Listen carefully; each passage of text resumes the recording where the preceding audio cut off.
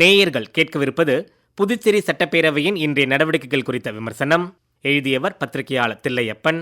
புதுச்சேரி 15வது சட்டப்பேரவையின் 6வது கூட்டத்தொடரில் 11ஆம் நாள் நிகழ்ச்சி இன்று காலை 9:30 மணி அளவில் தொடங்கியது.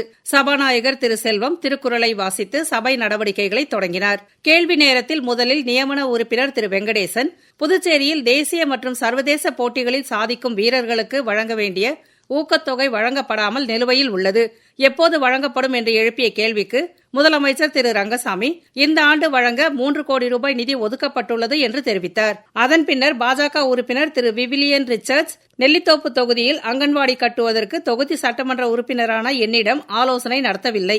மேலும் சக்தி நகரில் மெயின் ரோட்டில் அங்கன்வாடி மையம் கட்ட இடம் தேர்வு செய்துள்ளனர். நான் தேர்வு செய்து தரும் மாற்று இடத்தில் அங்கன்வாடி மையம் கட்ட அரசு நடவடிக்கை எடுக்குமா என்று எழுப்பிய கேள்விக்கு அமைச்சர் திரு தேனி ஜெயக்குமார், நீங்கள் மட்டுமில்லை, அனைத்து தொகுதியிலும் சட்டமன்ற உறுப்பினர் இடம் தேர்வு செய்து கொடுத்தால் அந்த இடத்திலேயே அங்கன்வாடி மையம் கட்டித்தரப்படும் என்று உறுதியளித்தார். அதனைத் தொடர்ந்து சுயேட்சை உறுப்பினர் திரு அங்காளன், ஆயுஷ்மான் பாரத் பிரதான் மந்திரி ஜன் ஆரோக்கிய யோஜனா திட்டத்தின் கீழ் அனைத்து குடும்பங்களுக்கும் காப்பீடு செய்ய அரசு நடவடிக்கை எடுக்குமா என்று எழுப்பிய கேள்விக்கு முதலமைச்சர் திரு ரங்கசாமி, அனைத்து குடும்பங்களுக்கும் சுகாதார காப்பீடு வழங்குவது அரசின் தீவிர பரிசீலனையில் உள்ளது. புதிய சுகாதார காப்பீடு திட்டம் வரைவு செய்யப்பட்டு விரைவில் செயல்படுத்தப்படுவதற்கான நடவடிக்கைகள் எடுக்கப்பட்டு வருகிறது என்றார். உடன் திரு அங்காளன், அத்திட்டத்தில் மஞ்சள் ரேஷன் கார்டு குடும்பத்தினரும் சேர்க்கப்படுவார்களா, மருத்துவ காப்பீட்டு தொகை எவ்வளவு என்று எழுப்பிய கேள்விக்கு முதலமைச்சர் திரு ரங்கசாமி, மஞ்சள் கார்டு குடும்பத்தினரும் சேர்க்கப்படுவார்கள், மருத்துவ காப்பீட்டு தொகை ஆண்டிற்கு 5 லட்சம் ரூபாய் என்றார். அதனைத் தொடர்ந்து திமுக உறுப்பினர் திரு அனிபால் கென்னடி EWS எனப்படும் பொருளாதாரத்தில் பின்தங்கிய முன்னேறிய வகுப்பினரின் மக்கள் தொகை எவ்வளவு, அவர்களுக்கான இடஒதுக்கீடு எத்தனை சதவீதம் என கேள்வி எழுப்பினார். அதற்கு முதலமைச்சர் திரு ரங்கசாமி, EWS பிரிவினர் குறித்து கணக்கெடுப்பு நடத்தப்படவில்லை, அவர்களுக்கு 10% இடஒதுக்கீடு வழங்கப்படுகிறது. மீனவ மக்கள் தொகை 6.38% ஆகும். மீனவர்களுக்கு 2% இடஒதுக்கீடு வழங்கப்படுகிறது என்றார். உடன் திரு கென்னடி, EWS இடஒதுக்கீட்டை ரத்து செய்ய வேண்டும் என்றும், உறுப்பினர்கள் திரு பாஸ்கர், திரு நேரு ஆகியோர் 6.38% உள்ள மீனவர்களுக்கு இடஒதுக்கீட்டை உயர்த்த வேண்டும் என்றும் வலியுறுத்தினர். எதிர்க்கட்சித் தலைவர் திரு சிவா, மத்திய அரசு EWS இடஒதுக்கீட்டை அமல்படுத்தியதன் மூலம் சமூக நீதி தோல்வியடைந்துள்ளது. EWS இடஒதுக்கீடு சில மாநிலங்களுக்கு வேண்டுமானால் பொருந்தலாம், முன்னேறிய வகுப்பினர் மிகவும் குறைவாக உள்ள புதுச்சேரிக்கு இது பொருந்தாது என்றார். அவரைத் தொடர்ந்து நியமன உறுப்பினர் திரு ராமலிங்கம், எதிர்க்கட்சித் தலைவரின் கோரிக்கையை ஏற்கிறேன், ஏழைகள் பயனுக்காக கொண்டு வந்த இத்திட்டம் தவறாக பயன்படுத்தக்கூடாது என்றார்.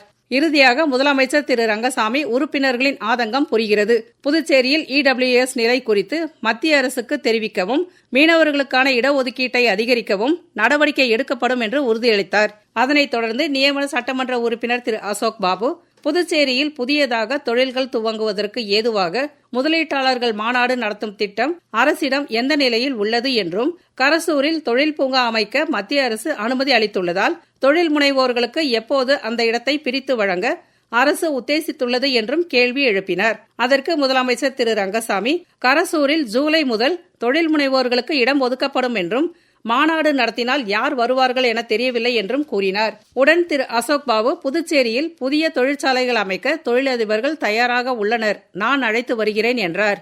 அதற்கு முதலமைச்சர் திரு ரங்கசாமி, தாராளமாக முதலீட்டாளர்களை அழைத்து வாருங்கள், அவர்களுக்கு உடனடியாக நிலம் ஒதுக்கி தருகிறேன். புதுச்சேரியில் தொழிற்சாலை தொடங்க ஒற்றை சாளர முறையில் அனுமதி தருகிறோம் என்று கூறினாலும் அனுமதி பெறுவது எவ்வளவு கடினம் என்பது அனைவருக்கும் தெரியும். அதே சமயம் நமது அண்டை மாநிலமான தமிழகத்தில் வானூர், துத்திப்பட்டு, இரும்பை போன்ற பகுதிகளில் எவ்வளவு தொழிற்சாலைகள் கொண்டுவரப்பட்டு வளர்ச்சி பெற்றுள்ளன என்பதை பார்க்க முடிகிறது.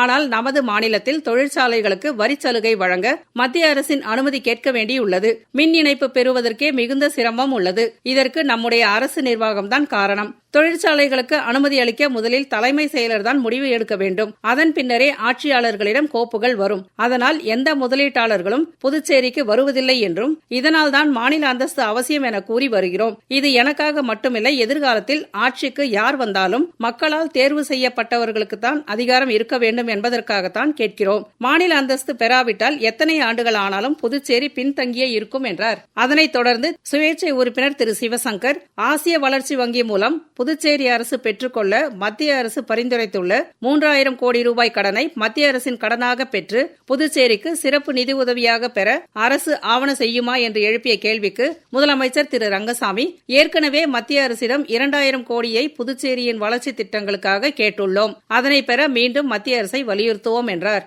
அதனைத் தொடர்ந்து 0 நேரத்தில் என்ஆர் காங்கிரஸ் உறுப்பினர் திருமதி சந்திர பிரியங்கா, புதுச்சேரியில் உள்ள 17 லட்சம் மக்கள் தொகையில் 9 லட்சம் பெண்கள் உள்ளனர். குறிப்பாக பெண் வாக்காளர்கள் 7.5 லட்சம் உள்ளனர். ஆனால் புதுச்சேரியில் 2, காரைக்காலில் 1 என 3 பெண் போலீஸ் நிலையங்களே உள்ளன. அனைத்து காவல் நிலையங்களிலும் பெண்களின் புகார்களை பெற பெண் காவலர்கள் இருந்தாலும் அவர்கள் உயரதிகாரிகளுக்கு டீ, காபி வாங்கவே பயன்படுத்தப்படுகின்றனர். அதே சமயம் பாதிக்கப்பட்ட பெண்கள் பெண் போலீசாரிடம் புகார் அளித்தால் பாதுகாப்பாக இருக்கும் என நினைக்கின்றனர். தற்போது காவல்துறையில் 440 பெண் போலீசார் உள்ளனர். இது மக்கள் தொகையில் 1% கூட இல்லை. எனவே பெண் போலீசாரின் எண்ணிக்கையை 50% உயர்த்த வேண்டும். மகளிர் காவல் நிலையங்களின் எண்ணிக்கையை உயர்த்த வேண்டும் என்றார்.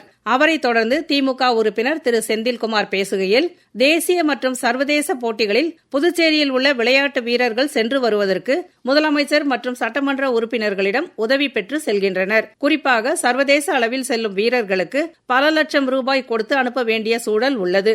இனிவரும் காலங்களில் புதுச்சேரியில் விளையாட்டுத்துறை மூலமாகவே பணம் கொடுத்து அனுப்ப ஆவணம் செய்ய வேண்டும் என்றார். அவரைத் தொடர்ந்து நியமன உறுப்பினர் திரு ராமலிங்கம் பேசுகையில், மின்துறையில் நுகர்வோர்களுக்கு மின் கட்டண ரசீது குறிப்பிட்ட தேதியில் தரப்படுவதில்லை. ஆனால் மின் கட்டணத்தை குறிப்பிட்ட தேதியில் செலுத்தாவிட்டால் அபராதம் விதிக்கப்படுகிறது. எனவே மாதந்தோறும் குறிப்பிட்ட தினத்தில் மின் பயன்பாட்டு கட்டண ரசீது கிடைப்பதை அரசு உறுதிப்படுத்த வேண்டும். மாதந்தோறும் குறிப்பிட்ட தினத்தில் நுகர்வோர் ரசீதை தனியாக கொடுப்பதுடன் அவர்களது செல்போனிற்கும் மின் கட்டண விவரத்தை அனுப்ப வேண்டும் என்றார். அவரைத் தொடர்ந்து திமுக உறுப்பினர் திரு நாக தியாகராஜன் பேசுகையில், சமூக வலைதளங்களில் பொய்யாக பரப்புரை செய்பவர்கள் மீது ஜாமீனில் வெளிவர முடியாத வழக்கு பதிவு செய்ய வேண்டும் என்றார். அவரைத் தொடர்ந்து நியமன உறுப்பினர் திரு அசோக் பாபு பேசுகையில், சாலையோரம் வாகனங்கள் நிறுத்தப்படுவதால் போக்குவரத்து நெரிசல் ஏற்படுகிறது. எனவே அதற்கு தீர்வு காண வேண்டும் என்றார். அதன் பின்னர் பாஜக உறுப்பினர் திரு ஜான்குமார் பேசுகையில், 108 ஆம்புலன்ஸ் சேவையை தனியாரிடம் ஒப்படைக்க அரசு முடிவு செய்துள்ளது. முன்னதாக அங்கு பணிபுரியும் 64 ஊழியர்களை சுகாதாரத்துறையில் காலியாக உள்ள ஓட்டுநர் பணியிடங்களில் தினக்கூலி ஊழியர்களாக நியமிக்க வேண்டும் என்றார். பூஜ்ய நேரம் முடிந்து சபாநாயகர் திரு செல்வம், சட்டமன்ற பொது கணக்கு குழு, மதிப்பீட்டு குழுக்களின் தலைவர் மற்றும் உறுப்பினர்களாக கடந்த ஆண்டு நியமிக்கப்பட்டவர்களே இந்த ஆண்டும் நீடிக்கப்படுவர் என்று குரல் வாக்கெடுப்பு மூலம் அறிவித்தார். அப்போது சுயேச்சை சட்டமன்ற உறுப்பினர் திரு நேரு குழு தலைவர் மற்றும் உறுப்பினர்களின் பெயர்களை தெரிவிக்க வலியுறுத்தினார். இப்போதுதான் குரல் வாக்கெடுப்பு நடத்தி கடந்த ஆண்டு நியமிக்கப்பட்டவர்களை நீடிப்பார்கள் என்று அறிவித்தேன். உங்களை தவிர யாரும் எதிர்க்கவில்லை என்றார். இதனால் ஆவேசமடைந்த திரு நேரு, சட்டப்பேரவைத் தலைவர் தான் தோன்றித்தனமாக பேசுகின்றார் என்று கூறியதுடன் ஒருமையிலும் பேசினார். இதனையடுத்து சட்டப்பேரவைத் தலைவர் திரு செல்வம் இந்த கூட்டத்தொடர் முழுவதும் அவரை சஸ்பெண்ட் செய்வதாக உத்தரவிட்டு உடனடியாக வெளியேற்றவும் சபை காவலர்களுக்கு உத்தரவிட்டார். இதனையடுத்து சபை காவலர்கள் திரு நேருவை அவையிலிருந்து வெளியேற்றினர். தொடர்ந்து அமைச்சர் திரு சாய் ஜே சரவணன்குமார் தனது துறைகளின் மீதான விவாதத்திற்கு பதிலளித்து பேசத் தொடங்கி பேசினார். அப்போது முதலமைச்சர் திரு ரங்கசாமி குறுக்கிட்டு, உறுப்பினர் திரு நேரு கோபத்தில் என்ன பேசுவது என்று தெரியாமல் தவறாக பேசிவிட்டார், மன்னித்து மீண்டும் சபைக்கு அழைக்க வேண்டும் என சபாநாயகரை கேட்டுக்கொண்டார். இதனையடுத்து சட்டப்பேரவைத் தலைவர் திரு செல்வம், சபையில் உறுப்பினர்கள் எவ்வாறு நடந்து கொள்ள வேண்டும் என்று விதிகள் உள்ளது. அவை முன்னவர் ஒருமையில் பேசியதை மன்னித்து அழைப்பு விடுக்க கோரியதால் உறுப்பினர் திரு நேருவை சபைக்கு அழைக்கின்றேன் என்றார். இதனையடுத்து திரு நேருவும் சபைக்குள் வந்து நிகழ்ச்சிகளில் பங்கேற்றார். புதுச்சேரி சட்டப்பேரவையில் மானிய கோரிக்கை மீதான விவாதத்திற்கு பதிலளித்து அமைச்சர் திரு சாய் ஜே சரவணன்குமார் பேசுகையில், அம்பேத்கர் தொடர்புடைய இந்தியாவில் உள்ள 4 தலங்களுக்கு ஆண்டுதோறும் அட்டவணை இன மக்கள் யாத்திரை மேற்கொள்ள நிதியுதவி வழங்க அம்பேத்கர் யாத்ரா என்ற திட்டம் விரைவில் பயன்பாட்டிற்காக வரும்.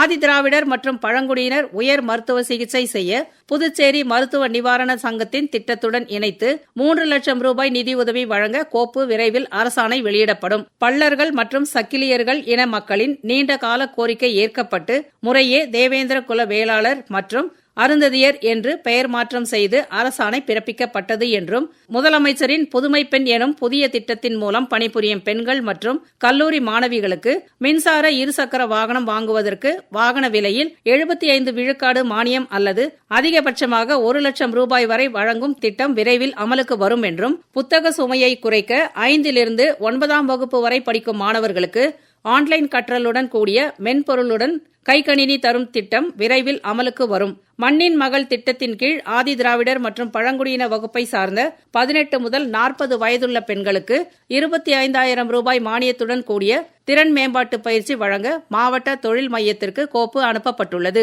3000 ஆதி திராவிடர் மற்றும் பழங்குடியின மற்றும் இதர பொருளாதாரத்தில் பின்தங்கிய பயனாளிகளுக்கு இலவச மனைப்பட்டா இந்த ஆண்டு ஆகஸ்ட் மாதம் 15ஆம் தேதி வழங்கப்படும் என்றும் அறிவித்த அமைச்சர் திரு சாய்ஜே சரவணன்குமார் தொடர்ந்து பேசுகையில் 3 புதிய உதவி கோட்ட தீயணைப்பு அதிகாரி பதவிகள் உருவாக்கப்பட்டுள்ளன.